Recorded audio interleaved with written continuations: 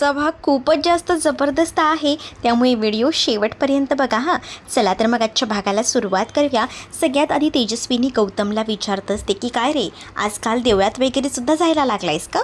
त्यावर गौतम आता डायरेक्ट तेजस्विनीला म्हणतो की तुम्ही लोक काही माझ्यावर लक्ष ठेवून आहात का, म्हणून तुम्हाला सगळ्या गोष्टी समजतायत त्या?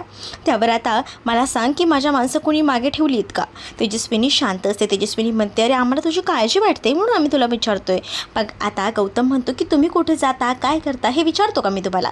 मग मी कुठे जातो, काय करतो हे कशाला तुम्हाला पडलेलं आहे, असं डायरेक्ट तो तेजस्विनीला सुनावतो आणि तिकडनं निघून जातो. दुसरीकडे मॅक आणि त्याचसोबत आकाशची नुसती आता धांदल उडालेली असते. कधी एकदा ह्या सगळ्या काही गोष्टी ठीक होत आहेत ना याचाच विचार आता सुरू असतो. कधी एकदा हा शर्वरीला त्या सॉरी म्हणतोय आणि सगळे प्रॉब्लेम सॉल्व्ह होत आहेत या गोष्टीकडे आता त्यांचं लक्ष असतं. आणि म्हणूनच आता ते दोघंही जण सांगत असतात की काय झालं, बोललास की नाही तिच्याशी? मग आता बोलायचे प्रयत्न सुरू आहे, जरा थांबा ना, जरा धीर धरा, असंही आता म्हटलं जात असतं. मग कधी कधी बोलणार आहेस तू, किती वेळ लावतोयस तू, बोलून टाका ना जे काही बोलायचं आहे ते. अरे हो ना, आता मी बघतोय ना पाठ, थांब जरा फोन चालू ठेव, असंही आता सांगितलं जातं. आणि जेव्हा या सगळ्या काही गोष्टी सांगितल्या जातात ना तेव्हा मात्र आता तो लगेच इकडे तिकडे बघतो. त्याला आता जाणवतं की तीच आहे. मग तो म्हणतो की 2 मिनटं थांब, कारण त्याला आता त्या कॉलेजच्या लाईनमध्ये ना ती दिसलेली असते. तो पटकनच तिथे जातो. आतमध्ये जाऊन त्याला शरूशी बोलायचं असतं, पण ती कॉलेजची मुलं फीस भरायला थांबलेली असतात, त्यामुळे ती काही फोडत सोडत नसतात. ती म्हणतात की तू काही आतमध्ये जाशील आणि मग काय मध्ये घुसशील लगेच, मला माहिती तू नाटक करतोय.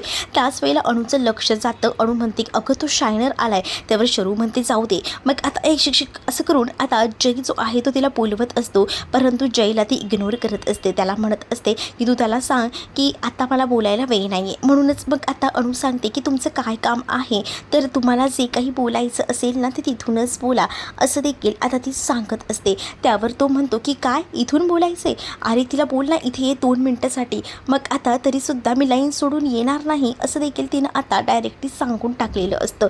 मग दुसरीकडे आकाश आणि त्याचसोबत इकडे जो ॲक असतो ना, ते दोघंही जण इकडे एकदमच जोरदार तयारी करत असतात. म्हणतात की अहो बोला लवकर, त्या राधिका सुभेदार नुसता कॉल करतायत, नुसते मेसेजेस करतायत, आज होणार आहे का म्हणून. मग काय उत्तर द्यायचे? मग आता सगळ्यांसमोर तो म्हणतो ओ मिस शर्वरी, मला तुमच्याशी बोलायचे. ओ सॉरी ना, ऐका ना, उद्यापासून कामावर या. डायरेक्ट तो जसं बोलतो तसं इथे मॅक आणि आकाशला आनंद होतो. ते दोघंही जण उड्या मारू लागतात, कारण फायनली त्यांनी सॉरी म्हटलेलं असतं ना. मग आता ह्याने सॉरी म्हटल्यावर लगेचच शरू कामावर येणार हे माहिती असतं, त्यामुळे आकाश हा खूप जास्त खुश असतो. तर तिथे ज्या मुली असतात ना फीस भरायला आलेल्या, त्या तर आता जयकडे बघून बोलतात की अशा पद्धतीने ह्याने म्हटलंय ना, ह्याने तर आय लव्ह यू म्हटलं असतं ना तरीसुद्धा हिने होकार दिला असता. त्यानंतर लाईन सोडून मग आता शरू जी आहे ती जयसोबत बोलायला गेलेली असते. आणि जेव्हा जयसोबत ती बोलायला जाते ना तेव्हा ती जयला म्हणत असते की आता कसा वटणीवर आलास? तर जय म्हणतो की हे सगळं काही तुम्ही मुद्दामून केलं ना, मला माहिती आहे, मग कळतंय ना एवढी गोष्ट, मग काय, मग आता शेवटी तुला झुकायला लावलेच ना, असं बोलून आता ती त्याला मुद्दामून चिडवत असते. दुसरीकडे आता जी पमा असते तिला उद्या चपातीच्या ऑर्डरला जायचं असतं, म्हणून ती सुभाषला सांगत असते की उद्या मला जायचं आहे सकाळी. त्यावर सुभाष म्हणतात की तुला कुठे जायचं आहे? संध्याकाळी जा. पण त्याच वेळेला ती म्हणते की माझी मैत्रीण नाही का, तिच्याकडे मला जायचं आहे. तेवढ्यातच मग आता तिथे शरू येते. शरू आता सगळ्यांना सांगू लागते की मला एक गोष्ट सांगायची होती की मला नवीन ठिकाणी जॉब लागला आहे. ती जेव्हा सांगत असते तेव्हा तिच्या चेहऱ्यावर हसू नसतं, पण सगळीजणं तिची आता बातमी ऐकून खूप जास्त खुश झालेले असतात. आणि मग आता बाबा पमा सगळेच खुश होतात आणि शरूला म्हणतात की अगं तुला नोकरी लागली आहे तर अशी नर्वस होऊन का सांगतेस, फ्रेश मनाने सांग ना. मग आता कुठे नोकरी लागली आहे काय, हे सगळं काही विचारलं जात असतं.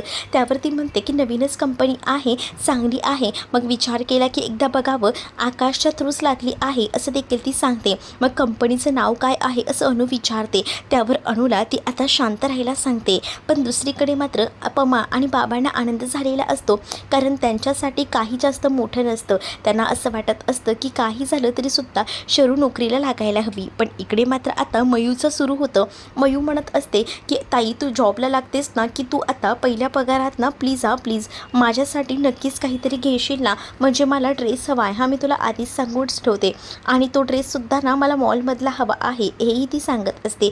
इकडे पमा मात्र स्वामींसमोर हात जोडत असते आणि स्वामींना म्हणत असते की स्वामी आज तुमच्यामुळे ह्या सगळ्या गोष्टी शक्य होत आहेत. दुसरीकडे गौतमला आसावरीची आठवण येत असते, त्यामुळे तो तिला भेटायला जायचं ठरवतो. घराच्या बाहेर जसा तो पडतो तसा जय त्याच्या पाठीमागे येतो. जय गौतमला विचारतो की तू कुठे चालला आहेस, तर गौतम सांगतो की मला आसावरीची आठवण येते, मला आसावरीला भेटायला जायचं आहे. त्याला काही करून जय सोडत नसतो. जय म्हणत असतो की ही ती वेळ नाही आहे, पण आता गौतम ऐकत नसतो. गौतम म्हणतो की मला आत्ताच्या आत्ता जाऊन तिला भेटायचं आहे, मला नाही करमते तिच्याशिवाय. खरंच ना, गौतमचा जीव नुसता वरखाली होत असतो आसावरी शिवाय. दुसरीकडे त्याने कॉल करून अनुला वाटतं सांगितलेलं असतं, म्हणून अनुने ना आता आसावरीला रात्रीच्या वेळेला बाहेर आणलेलं असतं.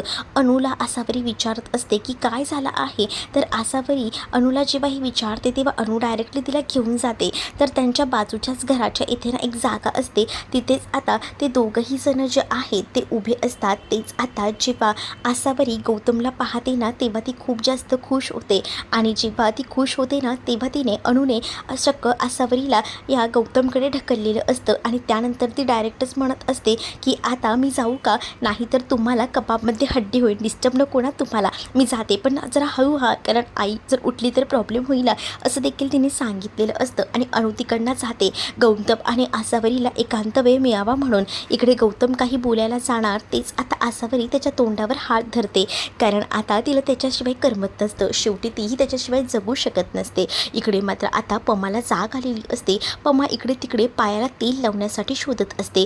तेवढ्यातच ना आता जाग आलेली असते शरूला. मग शरू म्हणत असते की काय झाले ग आई, त्यावरती म्हणते की अगं तेल शोधत होते ग पायाला लावायला. मग जेव्हा लाईट्स ऑन केल्या जातात तेव्हा खाली अंथरुणावर झोपलेल्या त्या दोघीही जणी दिसत नाही, अनु आणि त्याचसोबत आसावरी. अनु तेवढ्यातच बाहेरून आलेली असते. अनु खाणाखुणा करून आता शरूला सांगत असते की बाहेर गौतम भेटायला आलेला आहे, त्यामुळे आता बिचाऱ्या इकडे असणाऱ्या शरूला सुद्धा शांत राहावं लागतं. अगं आम्ही पाणी पिण्यासाठी गेलो होतो ग बाहेर, काय झालंय ग आई तुझं, अगं थांब तेल देते मी शोधून. मग आता पम्माला कसं तरी शरूने तेल दिलेलं असतं. मग तिकडनं जी पमा आहे ना ती निघून जाते, पण इकडे अनु जी आहे ती आता सांगू लागते की काय ना की बाहेर गौतम आला आहे, आणि गौतम आणि त्याचसोबत आसावरी दोघंही जण भेटत आहेत. काय बोलतेस तू, अगं कोणी पाहिलं तर, अगं तेच तर ना, पण त्या गौतमला भेटायचं होतं रात्रीच्या वेळेला, मग काय करणार, म्हणूनच त्यांची भेट घडवून दिली. आता दुसरीकडे ही शरू जी आहे ती सुद्धा बाहेर आलेली असते. ती बाहेर आल्यानंतर तिला ना दाराकडे कोणाची तरी सावली दिसते. तर इकडे दाराचा आवाज आल्यामुळे ना इकडे मात्र जे दोघंही जण असतात गौतम आणि त्याचसोबत आसावरी हे बोलत असतात. मग आता गौतम आसावरीला म्हणतो की मी इमॅजिनच करू शकत नाही की तू दुसऱ्या कोणाची होऊ शकतेस करून, कारण मला ना तुझ्यासाठी खूपच असं वर खाली होतो जीव, कारण तुझ्याशिवाय मी राहू शकत नाही, या भाषेतच आता तो बोलत असतो. आणि जेव्हा तो या सगळ्या काही गोष्टी बोलतो ना तेव्हा मात्र आसावरी एकदमच भावूक झालेली असते. आसावरी त्याच्याकडे पाहतच राहते. तर आसावरीला तो म्हणतो की प्लीज ना, मी असा विचार करतोय की तुझा हात दुसऱ्या मुलाच्या हातात दिला तरी तो तुला सुखात ठेवू शकतो का, मी इमॅजिनच करू शकत नाही ग, माझ्याशिवाय तू आणि तुझ्याशिवाय मी, असं काहीसं जेव्हा तो बोलतो ना तेव्हा मात्र आता आसावरीने डोळे अक्षरशः मिटलेले असतात, आणि ती सुद्धा दुसऱ्या कुणासोबत स्वतःला इमॅजिन करू शकत नसते, आणि ती त्याच्याशिवाय जगूही शकत नसते. आणि म्हणूनच ती आता त्याला घट्ट अशी मिठी मारते. जेव्हा त्याला ती घट्ट अशी मिठी मारते ना तेव्हा आता तो सुद्धा एकदमच खुश होतो, आणि तो सुद्धा तिला घट्ट अशी मिठी मारतो. पण तेवढ्यातच ना आता शरू बाहेर आलेली असते. शरू बाहेर आल्यामुळे दाराचा आवाज होतो. तसं आता ते दोघंही जण ना खालीच लपतात तिकडे असतात तेव्हा. तर दुसरीकडे मात्र शरूला बाहेर सावली दिसू लागते. मग शरू विचार करते की ही सावली नेमकी कसली आहे, म्हणूनच ना तिथे असणारी काठी घेऊन ती तिकडनं जात असते. तर बाहेर जो आहे तो ऑलरेडी ना जय आलेला असतो, आणि तो सुद्धा लपलेला असतो. त्याला असं वाटतं की काय, पण तो गौतमच्या मागे आलेला असतो. इथे गौतम आसावरी सुद्धा लपलेले असतात. तर इथे शरू जी आहे ती हळूहळू का होईना काठी घेऊन जाते. तेच आता तिथे उभा असलेला हळूच लपलेला जय तिला दिसतो. जयला बघितल्यावर ती म्हणत असते की तू इथे काय करतोयस रे शायनर. त्यावर शायनर सांगतो की मी इथे गौतमच्या मागे आलोय. तर दुसरीकडे पमाचा आवाज सुद्धा बाहेर येताना येऊ लागतो शरूला. मग शरू विचार करते की आई आली आहे, त्याबरोबर लगेच ती जय सोबत खालीच लपते, जेणेकरून ती आता पमाला दिसायला नको. पमा बाहेर येते, इकडे तिकडे नजर रोखून धरत असते. इकडे मात्र आता दोघंही जण एकमेकांमध्ये हरवून गेलेले असतात. त्या दोघांनाही आता काही सुधरत नसतं, एकमेकांच्या अगदीच नजरेत ना कैद झालेले असतात.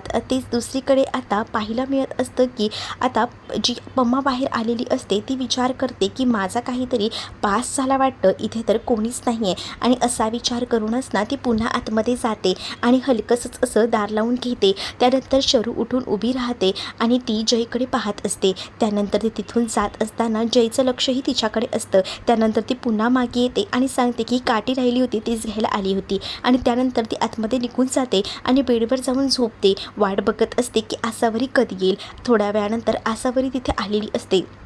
आसावरी शांततेत येऊन झोपी जाते. तर बरोबर आसावरीकडे लक्ष असतं शरूचं. शरू हळूच बघत असते की आसावरी सेफ तर आहे ना. मग ती येऊनसुद्धा झोपी जाते. तर तुम्हाला हा भाग कसा वाटला आहे कमेंटमध्ये नक्कीच सांगा.